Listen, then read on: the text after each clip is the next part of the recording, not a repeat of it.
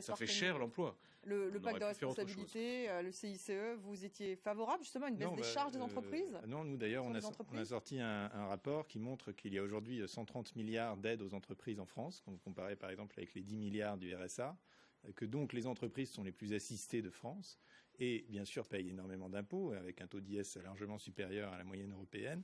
Et donc ce qu'on propose dans ce rapport, c'est de supprimer 50 milliards d'aides d'un côté contre 50 milliards d'impôts de l'autre. Donc en net, vous êtes pareil, simplement vous rendez aux gens la responsabilité de leur argent et de leur chiffre d'affaires. Ça paraît assez simple, parce qu'aujourd'hui, les aides aux entreprises sont tellement développées que vous avez des entreprises qui aident les entreprises à réclamer des aides aux entreprises. On est dans cette situation.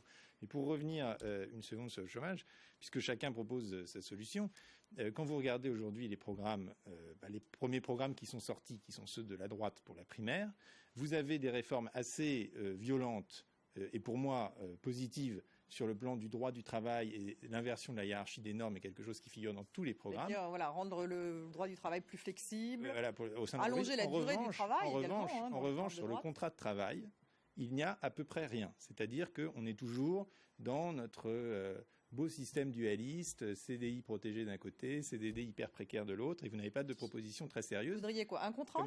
Par exemple, vous avez la proposition de Jean Tirole, qui est là depuis longtemps, mais enfin pourquoi ne pas la faire, qui est un contrat unique d'un côté, et puis un système de bonus-malus ou une sorte de taxe sur les licenciements où l'entreprise dédommage la société pour l'externalité négative qu'elle crée, ce qui est très libéral, quand elle licencie. Mais en même temps, qui peut licencier de manière beaucoup plus flexible en éliminant, en disant que le licenciement est par défaut un licenciement économique, que l'entreprise n'a pas à se justifier d'un licenciement parce que ça fait partie de son organisation interne et que le juge n'a rien à voir là-dedans. Donc c'est beaucoup plus flexible, plus responsabilisant pour l'entreprise parce que vous avez aussi une taxation pour ceux qui licencient et donc créent une contrainte, un poids pour la société, et puis évidemment l'obligation de former, puisqu'aujourd'hui vous avez dans le contrat de travail une relation de subordination qui à mon avis ne fait plus sens au XXIe siècle. Il faut transformer la relation de subordination en une obligation de formation. Enfin tout ça c'est des vrais sujets. Inclure la formation dans le contrat. Éric Heyer, vous réagissez? Oui.